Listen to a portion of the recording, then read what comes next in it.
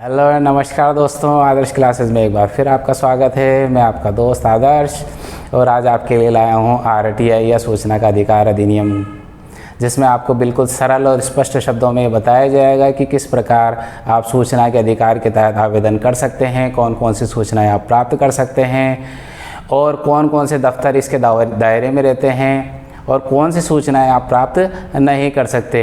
तो आगे बढ़ने से पहले आप मेरे चैनल्स को सब्सक्राइब करें, लाइक कीजिए और शेयर कीजिए ताकि इस तरह की वीडियो ज़्यादा से ज़्यादा आपके समक्ष ला सकूं।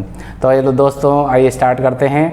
तो सबसे पहला देश था विश्व में वो स्वीडन था, जो 1766 में सूचना के अधिकार के अधिनियम के तहत पहला जो कानून लेके आने वाला देश स्वीडन था। भारत में 1947 से 2005 तक हमें 58 साल इंतज़ार करना पड़ा और 58 सालों तक जितनी भी सरकारें थी वह 1923 में अंग्रेज़ों द्वारा बने हुए गए कानून था गोपनीयता अधिनियम, उसकी आड़ लेकर जो सार्वजनिक खर्चे या सार्वजनिक सूचनाएं देने से बचती रही। जो पहला सूचना के संबंध में जो केस था या शुरुआत मानी जाती है वो 1975 में उत्तर प्रदेश से मानी जाती है।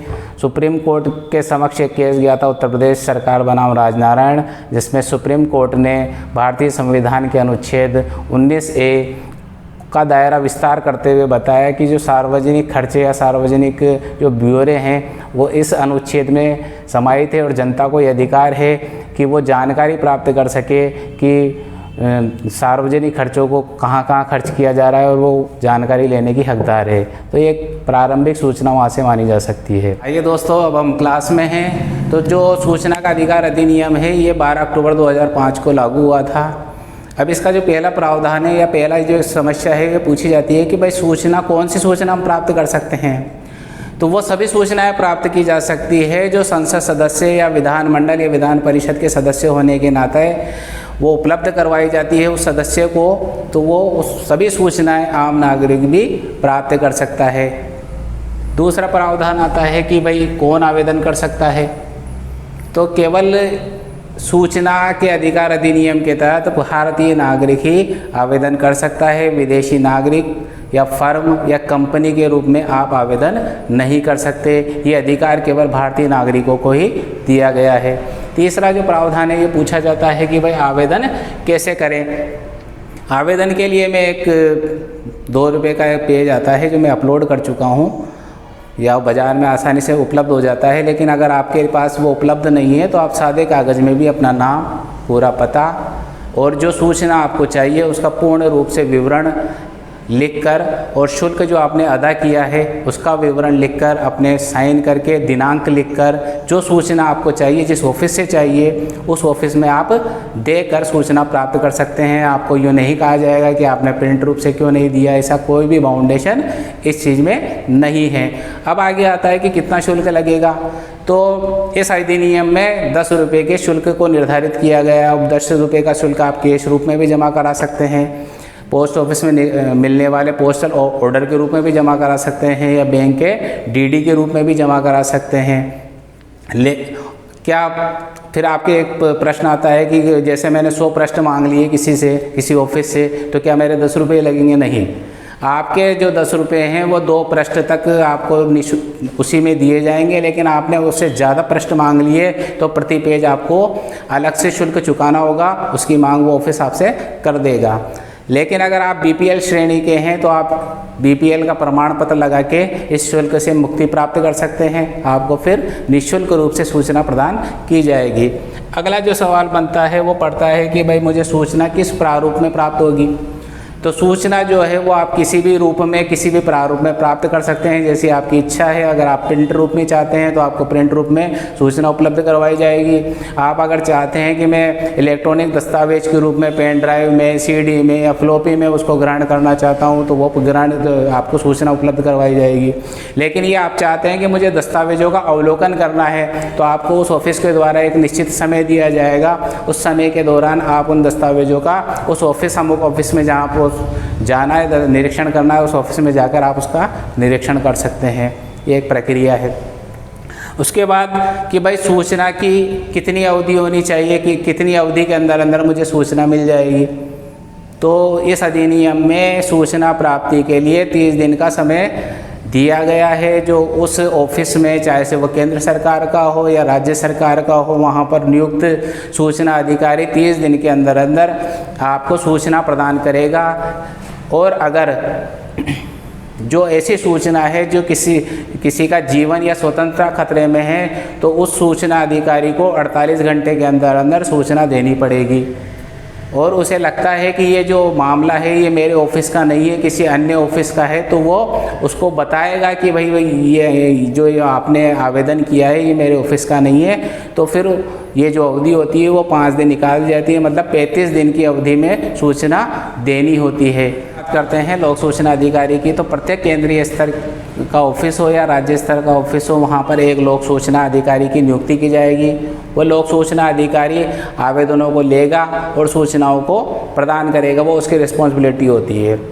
अब मान लो आप क्या आता है कि वो सूचना उपलब्ध नहीं करवा रहा है, 30 दिन बीत गए और उसने सूचना उपलब्ध नहीं करवाई, तो हम क्या करें? तो उसी ऑफिस का जो उच्चाधिकारी होता है उसे अपील अधिकारी के रूप में नियुक्त किया जाता है। इसके लिए उस अमुक ऑफिस में स्पष्ट रूप से एक फ्लेक्स लगा होता है या बोर्ड लगा होता है, जिसमें ये साफ रूप से लिखा होता है कि प्रथम अपील अधिकारी किसे बनाया गया है और आप लोक सूचना अधिकारी की अपील किसको कर सकते हैं। तो एक वही उसी तरह का आवेदन होता है, उसमें थोड़ा सा चेंज होता है और हम बिना शुल्क के प्रथम अपील अधिकारी को अपील कर सकते हैं। अपील अधिकारी, प्रथम अपील अधिकारी सुनवाई करता है और उसके बाद वो निर्णय लेता है कि भाई इसने सूचनाएं नहीं दी तो ये गलती रूप से गलत है।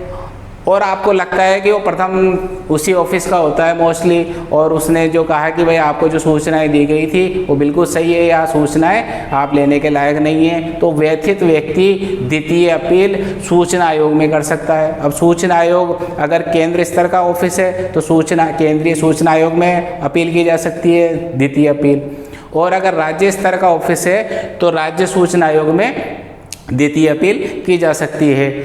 सूचना आयोग पूर्ण रूप से सुनवाई करता है, दो प्रतियों में पूरे दस्तावेजों को मंगवाता है। वहाँ पर अपने दोनों तरह के जो दोनों पार्टियाँ होती है, सरकारी ऑफिस का लोक अधिकारी और जो प्रार्थी है, उन दोनों को बुलवा के अपने ऑफिस में सुनवाई करता है अगर वो जा सकता है, वरना दस्तावेजों को मंगवाता है, वहाँ पर पूर्ण रूप से सुनवाई करता है। उसके बाद उसे लगता है कि ये लोक सूचना अधिकारी जिसने सूचनाएँ या तो गलत रूप से दी है या सूचनाएँ नहीं दी है, इसको देनी चाहिए थी, या भ्रामक सूचनाएँ दी है, वो ऐसा निर्णय करता है, तो प्रत्येक दिन के हिसाब से 250 रुपये का जुर्माना, जो अधिकतम 25,000 रुपये तक हो सकता है, उसके निजी वेतन से काटा जाएगा और जो व्यथित है, पीड़ित है, प्रार्थी है, उसको दिया जाएगा।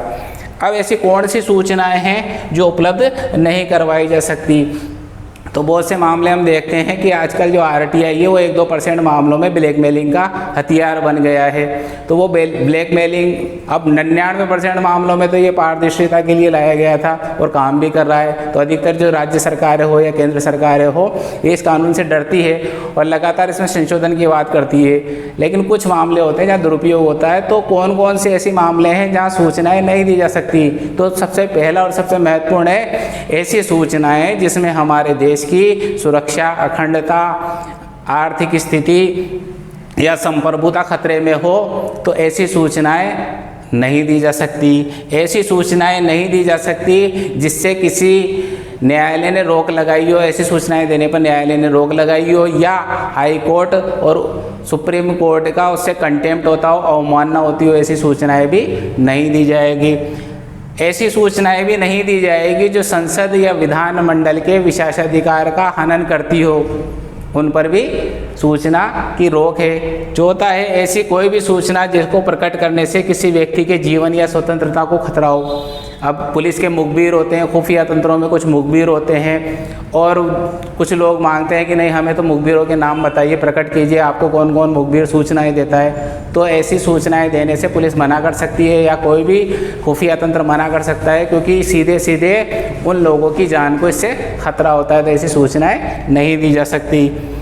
किसी भी विदेशी सरकार से हमने विश्वास के रूप में कोई सूचनाएं प्राप्त की है, कोई अपराधियों के बारे में सूचनाएं प्राप्त की है, तो ऐसी भी सूचनाएं सार्वजनिक नहीं की जा सकती, सूचना के अधिकार के तहत नहीं ली जा सकती। जैसे अभी स्विस बैंक में जो खाते थे उन लोगों की सूचनाएं स्विट्जरलैंड सरकार ने भारत सरकार को दी है, लेकिन उनको प्रकट नहीं किया जा रहा है, क्योंकि उनमें आपस में कोई कॉन्ट्रैक्ट हुआ है कि भाई इनको प्रकट नहीं किया जाएगा, तो ऐसी सूचना भी नहीं दी जा सकती। ऐसी सूचना जिसमें वाणिज्यिक विश्वास, व्यापार, गोपनीयता या बौद्धिक संपदा से संबंध हो, ऐसी सूचनाओं को भी प्रकट नहीं किया जाएगा।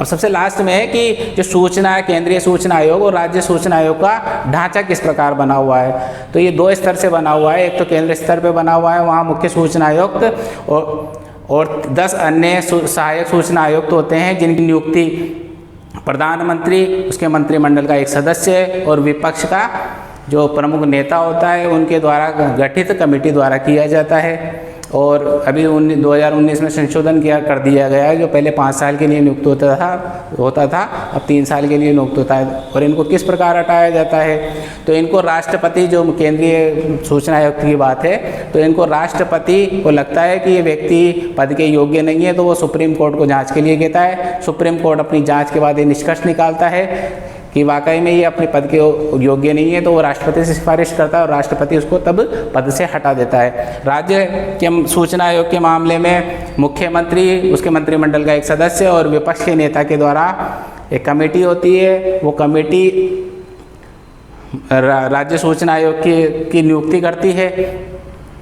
और हटाने के मामले में राज्यपाल हटा सकता है, जब सुप्रीम कोर्ट से सिफारिश करता है कि व्यक्ति की जांच की जाए और सुप्रीम कोर्ट जांच के निष्कर्ष के बाद ये को लगता है कि व्यक्ति इस पद के योग्य नहीं है, तो वो राज्यपाल से उसको व्यक्ति को पद से हटा सकता है।